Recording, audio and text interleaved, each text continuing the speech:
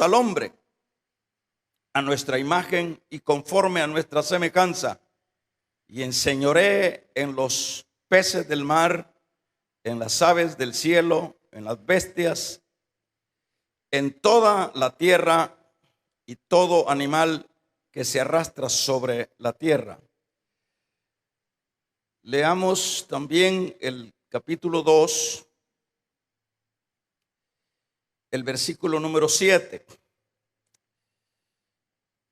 el cual dice: entonces Jehová Dios formó al hombre del polvo de la tierra y sopló en sus narices aliento de vida, y fue el hombre un ser viviente. Amén. ¿Puede sentarse, hermano? Gloria al Señor. Como decíamos, vamos a hablar de algunos temas cortos con respecto a estos temas de lo que es el origen del hombre.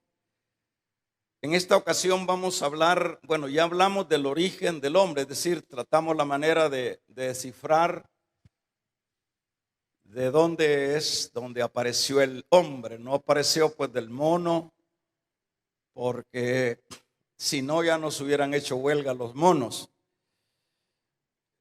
Tampoco apareció de lo que es otras teorías diversas que hay. Por ejemplo, la explosión que se formó lo que es una célula, se formó un órgano y por último un cuerpo. Hoy vamos a hablar del propósito por el cual Dios creó al hombre. Es decir, hay un propósito por el cual Dios nos creó. Y como decíamos, que esto es importante al analizarlo por el hecho de que, acuérdese que el concepto de lo que es predicación es una cosa y enseñanza es otra cosa. La predicación pues es bastante general y la podemos ejercer todos sin excepción, todo creyente, todo aquel que tiene lengua, que tiene pies para ir y hablar. Pero cuando ya hablamos de lo que es enseñar, es importante pues entender también este concepto de lo que es enseñar, por el hecho de que si nosotros no aprendemos, diríamos, lo básico de lo que sería el aprendizaje, pues solo nos quedaríamos redondeando en los aspectos que comúnmente siempre se están exponiendo. Como decíamos, es la exposición de la predicación. Pero cuando venimos y estamos enseñando, el creyente va ampliando un poco más su cosmovisión, su forma de poder no quedarse en el kinder, sino que ir entrando ya a clases o a grados mayores, porque eso es lo que nos permitirá el ser mejores creyentes. Por ejemplo, si para nosotros es bien común, es bastante común y bastante sencillo entender que nosotros pues somos creación de Dios, que nosotros nos creó Dios, y eso es bastante conocido por cada uno de los creyentes, pero no podemos como quedarnos solo con que nos creó Dios. Aunque eso es una realidad, debemos de saber que al ahondar cómo fue y por qué Dios nos creó, ya es otra cosa. Y aparte de eso, podemos también refutar las corrientes, las líneas que están siempre en contraposición de la fe o de lo que es el creacionismo, ¿verdad? Acuérdense que está esa gran masa de evolucionistas que se le llaman. ¿Quiénes son esos grupos o esas masas? Esos son aquellos que, en primer lugar, no creen que existe un Dios. Y si algunos creen que existe un Dios, pues lo creen que ese Dios es un Dios que no es tan grande o tan relevante como en verdad es Dios.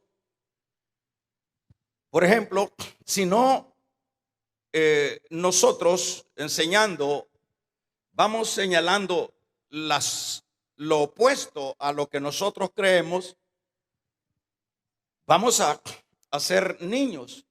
Pero si, por ejemplo, estamos hablando de que los evolucionistas no creen en Dios, usted preguntará, bueno, ¿y qué significa evolucionista? Los evolucionistas lo que enseñan y tienen gran auge, ¿verdad? Tienen gran cantidad de seguidores, de creyentes de eso, ¿verdad? Que el hombre apareció bueno, como dice Darwin, apareció de lo que es el simio, el mono. Pero, pues sí, eso son asuntos que las plantean los grandes entendidos, los grandes, diríamos, filósofos, sabios, y que cuando uno lo ve a la luz de la palabra, bueno, uno puede ver lo escaso de visión que los hombres sabios tienen con respecto a la creación. Entonces, estos hombres, que no son pocos, que casi que la gran mayoría del mundo, si no es ateo, es agnóstico, que es otra organización que creen en Dios, pero que tampoco lo ven como un Dios relativo, pero no un Dios, el Dios veraz, el Dios de la verdad. Eso es lo que más abunda en este mundo, ¿verdad? De ese tipo de gente. Pero cuando venimos nosotros y vamos a comprobar a través de la Biblia, aunque es versículos que los conocemos de memoria, por ejemplo, acá nos vamos a este primer versículo que leíamos acá y dice, y creó Dios al hombre a su imagen y semejanza, y Dios los creó varón y mujer o hembra. Entonces acá, este libro que es el libro de Dios, el libro que ningún sabio, ninguna ciencia puede rebatir o puede refutar, es el que nos da el origen del hombre. El hombre, y acá dice en el versículo en el capítulo número 2 y el versículo número 7 dice que del polvo de la tierra es donde Dios creó al hombre, es decir, hizo el muñeco. Eso parecería como muy fantástico, pero lo que está en la palabra, las cosas sencillas, las cosas que el hombre con todo su entender lo ridiculiza y no lo cree, pues así es Dios. Las cosas que parecen fantásticas, que parecen que no tienen una base sólida, una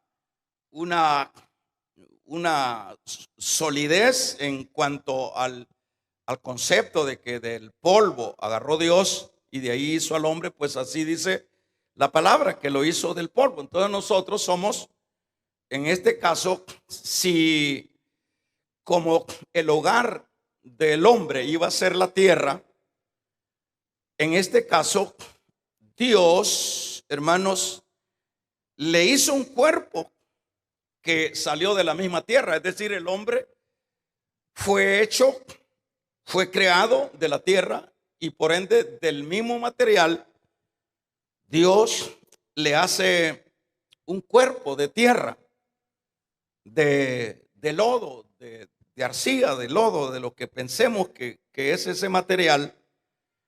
Y esto es lo que dice, por ejemplo, váyase al capítulo 15 de Corintios, de Primera de Corintios, donde nos habla Pablo cuando se refiere a lo que es el hombre de la tierra. Ahí en el versículo 47 dice el apóstol Pablo con respecto a este detalle, está diciendo, dice, bueno, lo primero, lo espiritual, sino lo natural, después lo espiritual. El primer hombre era del polvo de la tierra y el segundo hombre del cielo. Aquí hace el contraste con Cristo, el primer hombre de la tierra. Entonces, por eso es que Dios hace al hombre de la tierra, porque el hombre iba a vivir en la tierra. Y hemos dicho en algunas ocasiones que cuando se habla de que el hombre iba a vivir en la tierra, y es hecho, y es un hecho porque aquí estamos en la tierra, es indudable que si el hombre no falla, el paraíso se hubiese ido ampliando y que se convertiría todo el mundo en el paraíso. Y sería eso, esa era la visión de Dios. Ahora usted me dice, entonces Dios le fallan los planes y las proyecciones. A Dios no le falla. Acuérdese que acá quien falló fue el hombre. Pero vamos a ver, en este caso, voy a destacar rápidamente la maravilla de lo que es esa creación que Dios hizo. Y esto es importante que nosotros como redimidos, nosotros como personas que estamos ya dentro de esta creación y estamos y hemos sido alcanzados por el segundo hombre que es del cielo, debemos de saber, por ejemplo, esta composición. Por ejemplo, vamos a hablar rapidito de unos 2, 3 órganos para que veamos las dimensiones del creador. Por ejemplo, si hablamos del oído, el oído, según dicen, es semejante a un piano de concierto. Usted puede tener la idea cuántos sonidos tiene lo que es un piano, pero 1.000.000 de veces más pequeño es lo que es el oído. Es decir, es tan pequeño que el oído es tan insignificante, y eso nos puede traer a nosotros pues ya las dimensiones del creador, ¿verdad? Porque es prácticamente 100 veces, tiene más cuerdas el oído, tiene más sensores el oído que un órgano, y tiene la capacidad de distinguir y de poder descifrar los miles y miles de sonidos que uno escucha dentro del ambiente. Por ejemplo, usted puede detectar el sonido de una culebra, hasta de qué clase de serpiente. Usted puede detectar el canto de un pájaro. Usted puede detectar los sonidos de las notas. Y no acabaríamos de mencionar la maravilla de lo que es ese órgano.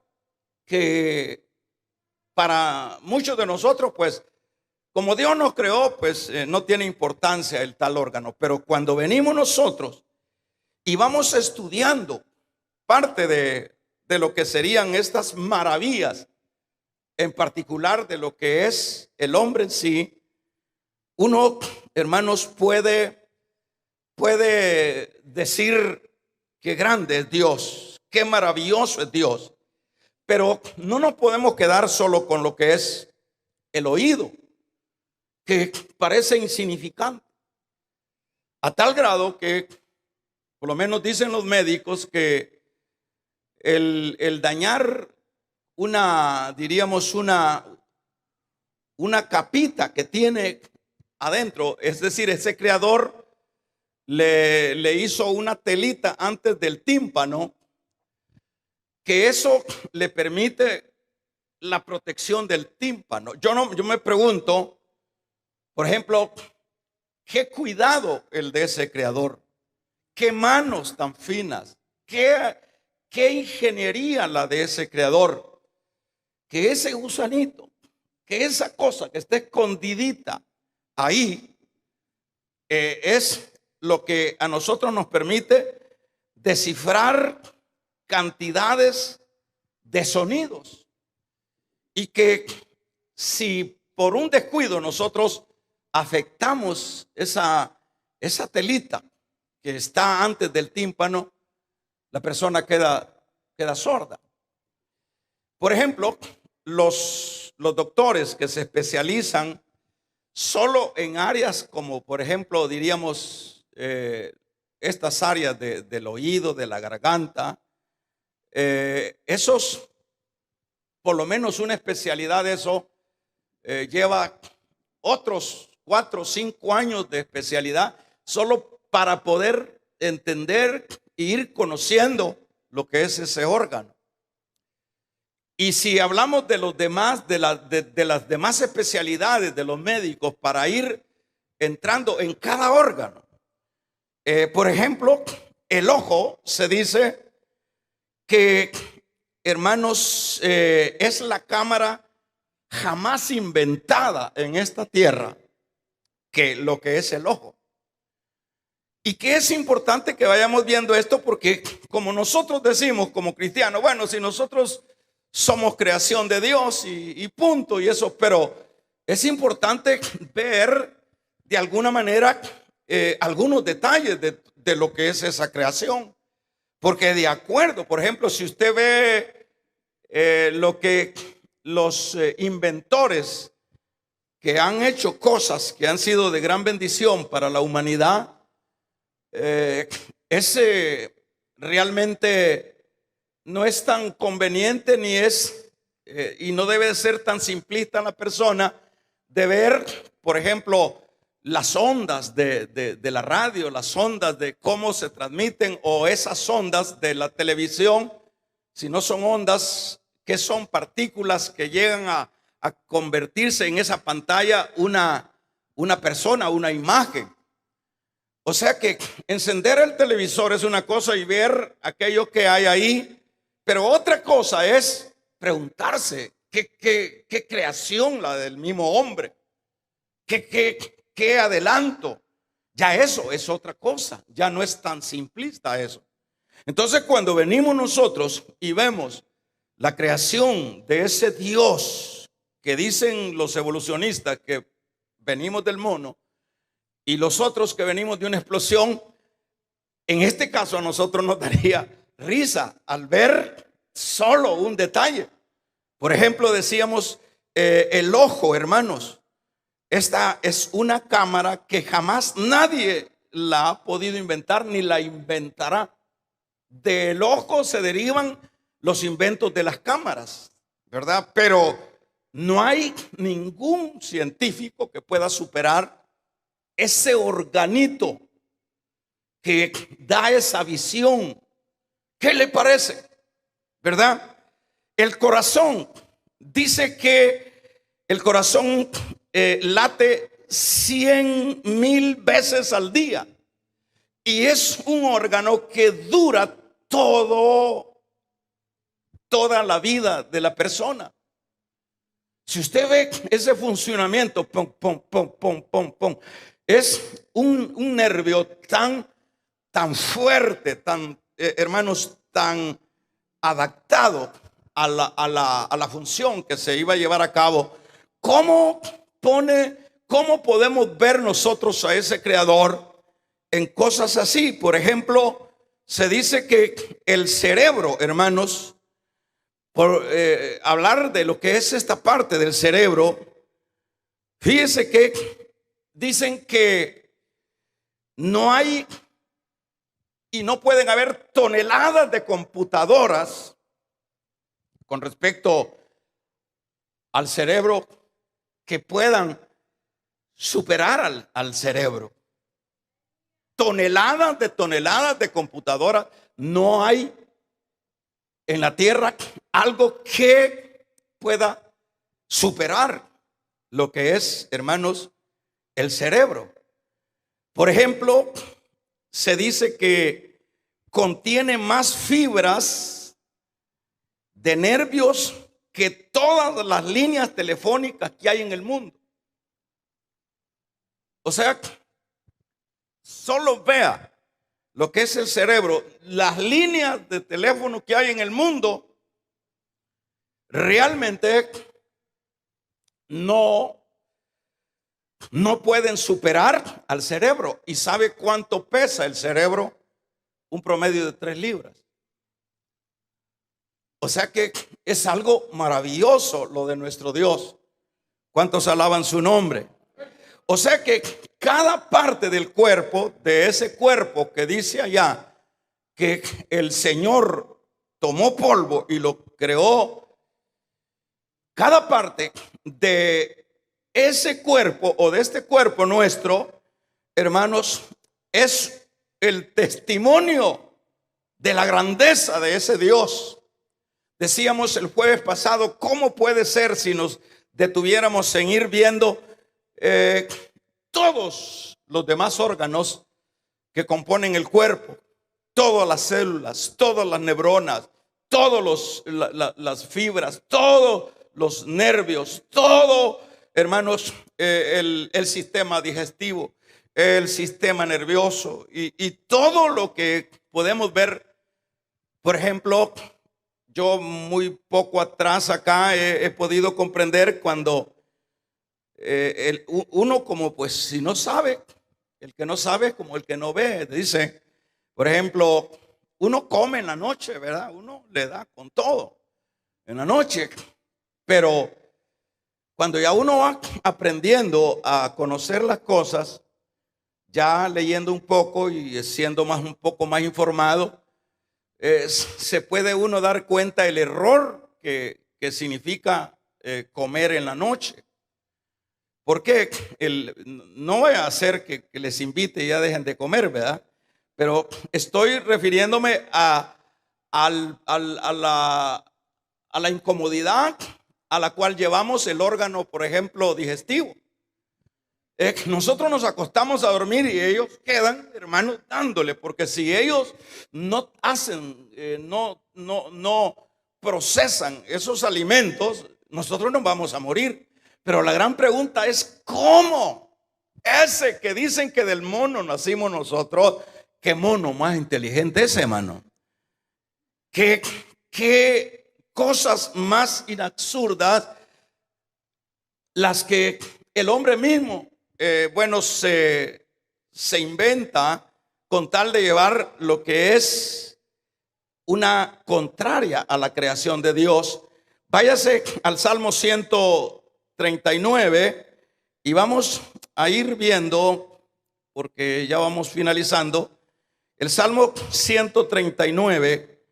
Vamos a leer de este Salmo, hermanos, el versículo número 14. Ahí habla prácticamente de la maravilla, dice David en este. ¿Ya lo tiene? Lea conmigo 138. Dice el versículo 14. Esto es maravilloso, ¿verdad? ¿Qué dice el versículo, este versículo 14? Importante, ¿verdad? Te alabo porque soy una creación, ¿qué dice? Admirable. Tus obras, 139, 14. Tus obras son, ¿qué dice? Maravillosas. Esto lo sé muy bien. Y después describe, hermanos, esa gestación del cuerpo. Mis huesos no te fueron desconocidos cuando en lo más recóndito era yo formado. Bueno, lo vamos a ver en la otra versión, donde nos dice: te alabaré porque formidables, maravillosos son tus obras. Estoy maravillado y mi alma lo sabe muy bien. No fue encubierto de ti mi cuerpo, bien que en oculto fui formado. Esa reproducción ahí en todo ese proceso de los hermanos, oh, Dios mío, eso, todo ese proceso de lo que es el nacimiento. Por ejemplo, se dice que son un promedio de 8 millones de esperma en un acto sexual, y que todos esos millones corren a lo que es ese óvulo, esa parte donde va a ser recibido, y solo, bueno, en ocasiones entran dos, y lo más general es uno el que entra. Eso, ¿cómo se pudo sincronizar? Y eso es algo de lo que habla aquí David, hermano. Dice: no fue encubierto de mi cuerpo, bien en oculto fui formado, entretejido en lo más profundo de la tierra.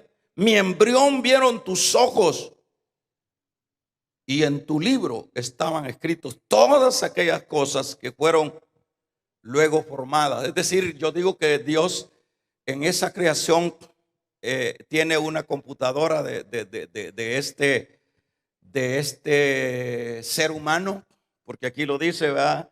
Ahí está todo eso. Le voy a poner este tímpano, le voy a poner esta célula, le voy a poner, bueno, es más, hay una sustancia cuando la persona va a caer, decíamos el viernes, el jueves, que o sea, le duerme antes. Es que es algo maravilloso. ¿Cuántos alaban el nombre del Señor?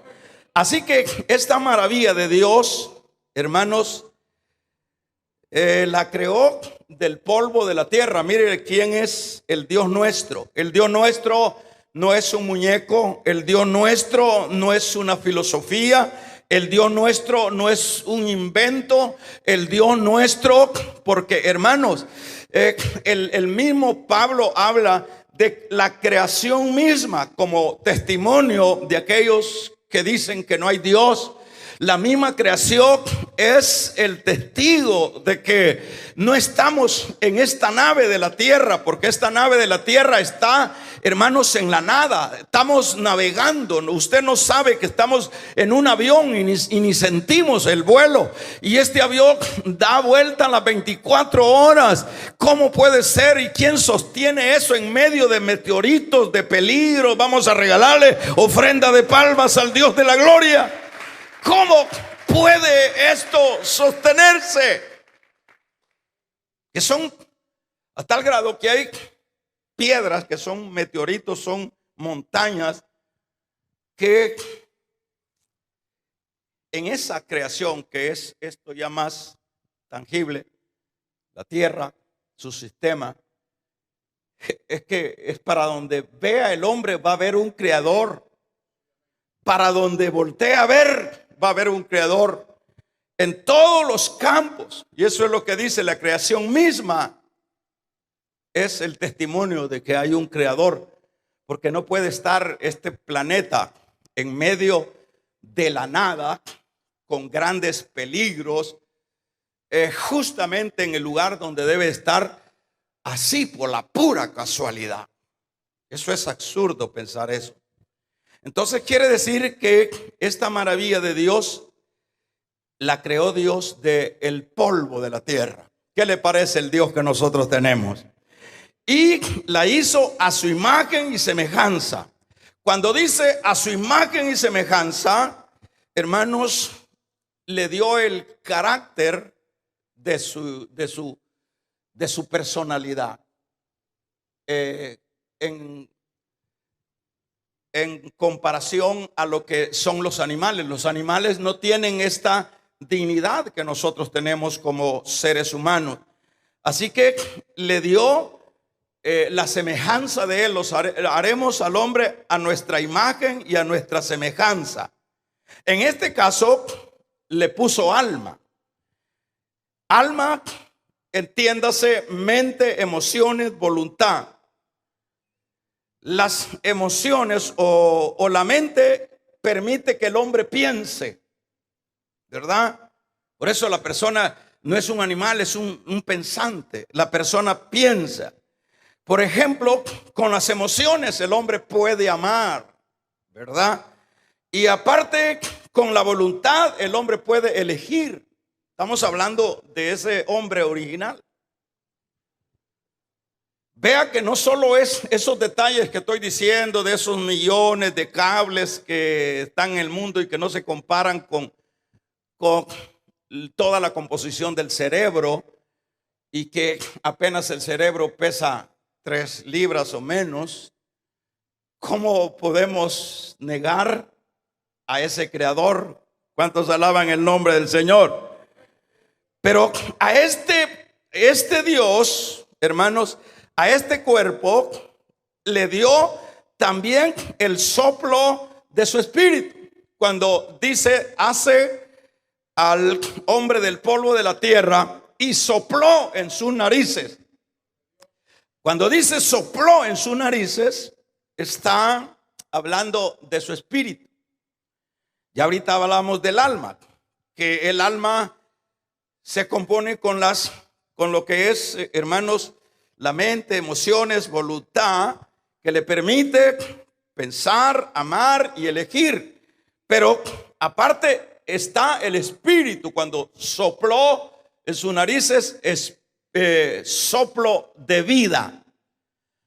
En este caso, el hombre, su composición entonces es, bueno, hay líneas que dicen que solo es el hombre espíritu o solo es alma. Pero allá Pablo, cuando habla a los tesalonicenses en su capítulo 5, habla que Dios dice, bendiga nuestro alma, espíritu y cuerpo.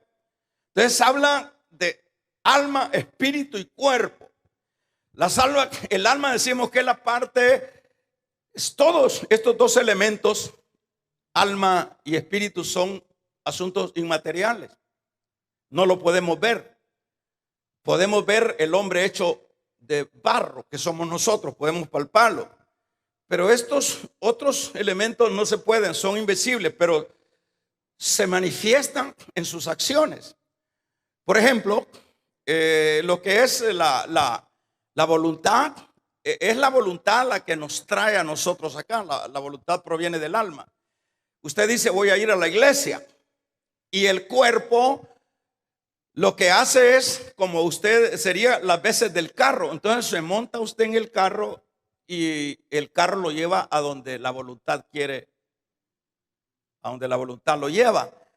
Entonces, esas son las funciones de el alma, por ponerle algún ejemplo, ¿verdad? Porque el alma nos permite, esta parte del alma que es la que se menciona con bastante frecuencia en las escrituras, nos habla que tenemos la mente, somos gente que pensamos, tenemos las emociones que nos permiten amar. Sin alma no pudiéramos amar. Sin alma no pudiéramos elegir. Solo vea, ya estas partes ya no son partes tangibles, sino inmateriales que están dentro de esa composición, de ese ser que Dios creó del polvo de la tierra. Tremendo, ¿verdad? Ahora, por ejemplo, pero también viene lo que es el espíritu. El espíritu es como un cuarto, como un cuartecito en medio de lo profundo del alma y del cuerpo, donde ese lugarcito donde hay contacto del espíritu de Dios y el espíritu del hombre. En esa parte íntima es donde ese soplo, que en este caso, por eso nosotros la línea nuestra lo fundamentamos que el hombre es tripartito. Otros dicen que solo tiene cuerpo y alma, pero que y lo fusionan, alma y espíritu es lo mismo, dice, pero cada área de esas tiene sus funciones. Por ejemplo, el espíritu, que es el espíritu sopló sobre él y el hombre fue un alma viviente. Ahí se volvió la vida. El espíritu es el que da vida. El espíritu es el que adora a Dios. El espíritu es el que se traslada y se comunica con Dios, a tal grado que dice, el Señor mismo dijo en Juan capítulo número 14, versículo 24, yo busco, dice, adoradores que me adoren. ¿Cómo dice? Bueno, la adoración es parte de la parte emocional, ¿verdad? ¿Se entiende, verdad? La emoción, están adorando, pero no se puede quedar el adorador en las emociones, sino que tiene que trascender al espíritu. Entonces dice el Señor, yo busco adoradores que me adoren, es decir, que sus emociones sean llevadas en el espíritu, que es, por eso, ¿verdad? Todo lo que nosotros cantemos al Señor, y esto va para todos los que cantamos tenemos boca y le cantamos un canto a Dios. Vamos a cantar alabaré, voy a cantarlo en el espíritu. Vamos a regalarle una ofrenda de palmas al Dios de la gloria. ¿Por qué es que no podemos ver el espíritu moverse cuando cantamos alabaré, cuando es para llenar un espacio? Ese es un gran error. Cuando vamos allá no es para exhibirnos, es para trasladarnos en el espíritu, porque esa es la alabanza que el Señor recibe, porque el espíritu es el contacto de Dios con el hombre. Y como dije, esta parte inmaterial está en ese recóndito del ser humano. Es un cuartito aparte, veámoslo así, ¿verdad? De una manera imaginaria. Ahí es donde, ahora vamos a ver, hermanos, como decíamos, vino el soplo de vida. Con esta parte inmaterial es como el hombre puede adorar a Dios, ¿verdad? En esa intimidad. Eso sería como unos pedacitos de información de lo que es esto. Por eso le decía al principio, predicar es una cosa y enseñar es otra cosa. ¿Qué nos sirve a nosotros cuando enseñamos? Dado que nosotros somos escasos para informarnos, para leer, para escudriñar, por lo menos en las enseñanzas vamos a ir aprendiendo algo. Por ejemplo, el saber que ninguno de todos los cables del mundo que puedan haber, llámele de los teléfonos o cualquier otros cables, se pueden comparar a lo que es ese cerebro y que apenas mide 3 libras o menos. Qué importante saber eso. ¿Y qué? Bueno, hermano, usted se está haciendo científico. No, es que son cosas que sería como que el padre le cuente a los hijos cómo es que él los estudió. Así se entiende, ¿verdad? Mire, yo tuve que ir dice la mamá, tuve que ir a lavar, tuve que ir a planchar para darte tu estudio. Cuando ese hijo no se le manifiesta de dónde es donde vino ese esfuerzo para que él se graduara, ese, hermanos, es un patán, ese es un desagradecido. Y eso es lo que tratamos con enseñar, la grandeza de nuestro Dios, para ver que nuestro Dios no es una cosa, que nuestro Dios es algo maravilloso. Y que por supuesto esto me lleva a amarlo más, a vivir más para Él. Porque no estamos hablando de filosofía, no estamos hablando de asuntos en el aire, estamos hablando de realidades. Tóquese la orejita, eso es realidad. ¿Quién te la hizo? El mono te la hizo. Eso es realidad. Ve tus ojos. No te lo puedes ver, pero en el espejo, pero tocátelo así, esa pelotilla, ¿verdad? Esa pelotilla, que Dios mío, cómo la pusieron ahí. Ese cerebro, esas células, esos órganos. ¿Cuántos alaban el nombre del Señor? Ahora, cuando nosotros vamos viendo estas cosas, a mí lo que me genera es una fe más profunda para amar a ese Dios, para vivir para ese Dios. Porque en el ejemplo que le pongo, si la mamá le cuenta a su hijo que planchando y luchando logró darle su estudio, esa persona llega a amar y a considerar más a esos padres y amarlos y cuidarlos. Pero como no se le cuenta nada, dice, bueno, yo estudié y no sabe cuántas angustias fueron los de los padres. Así viene siendo esto. Si no lo enseñamos, nosotros como pastores tenemos el deber de enseñar para que podamos tener una apreciación de lo que es Dios. Y yo finalizo con lo siguiente. El propósito era el mensaje. El propósito, ¿por qué creó Dios al hombre? Bueno, primeramente era para que fuera su representante. Ese es el propósito. El propósito de Dios fue, dice ahí leíamos, y lo hizo Dios del polvo de la tierra para que se enseñoreara sobre lo creado, animales de la tierra, animales silvestres, animales del mar, y les pusiera nombre. Es, dicho de otra manera, ese hombre, hermanos, es el que Dios le dio la mayordomía, es el que Dios le dio la representatividad de él en esta tierra. Ese es uno de los propósitos. Por eso es que Adán empezó a ponerle nombre. Adán no era un Aragán. Ni es cierto eso que dicen que el trabajo, como dice aquel canto por ahí, ¿verdad? Dios hizo el trabajo como ¿qué dice? Como castigo. Eso no es así.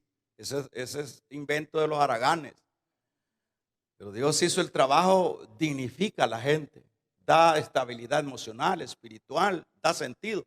La gente que no trabaja es la gente que se suicida. La gente que no trabaja, las mujeres que no trabajan son las que le son infieles a su marido. Vamos a regalarle ofrenda de palmas al Dios de la gloria.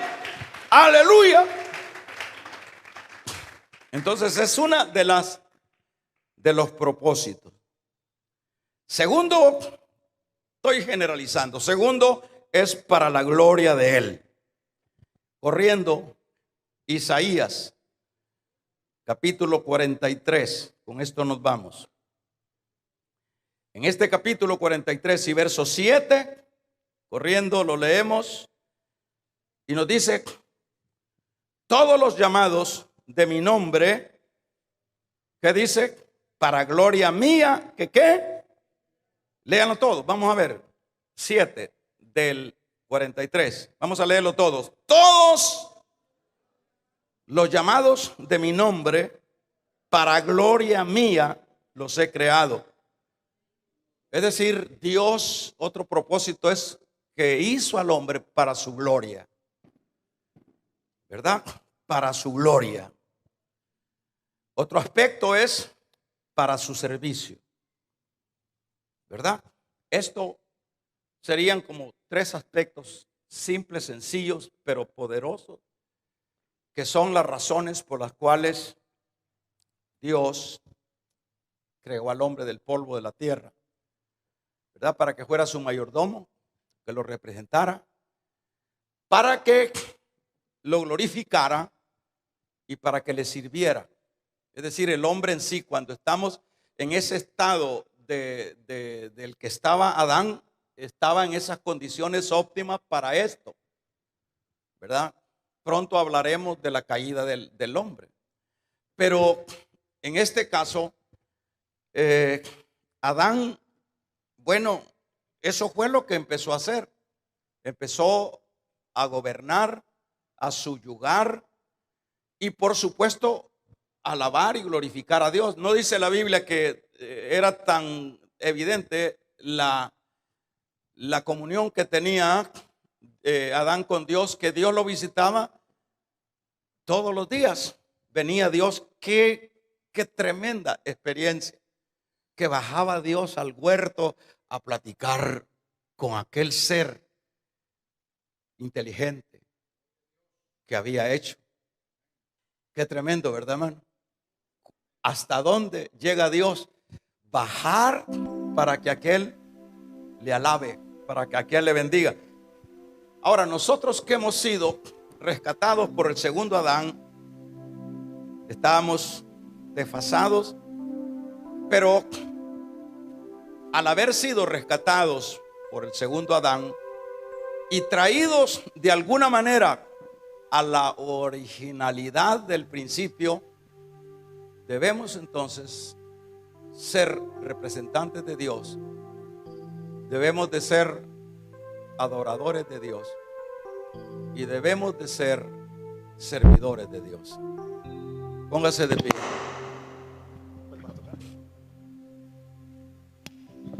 Así que su vida no la malgaste ahora en cosas que no tienen importancia. Vamos a orar. Padre, te damos gracias. Te agradecemos, Dios, que nos permitas poder explorar un poquito de las grandezas tuyas. Levante sus manos, dígale: gracias, bendito Creador. Gracias por esa obra magna, maravillosa que hiciste en mi vida. Me siento honrado de que tú me hayas creado y me hayas hecho lo que hoy soy. Gracias. Gracias por cada composición de mi cuerpo, de mi alma, de mi espíritu. Gracias por haber hecho tan cosa maravillosa en barros, en vasos de barro, Señor. Gracias. Te adora mi alma. Quiero amarte más porque veo tu grandeza. Quiero valorarte más porque veo tu amor, veo tu empeño. Con tus dedos formaste mi vida, mis órganos. Maravilloso Dios, un aplauso a ese Dios. Oh, gracias, Dios. Así quédese de pie, vamos a darle a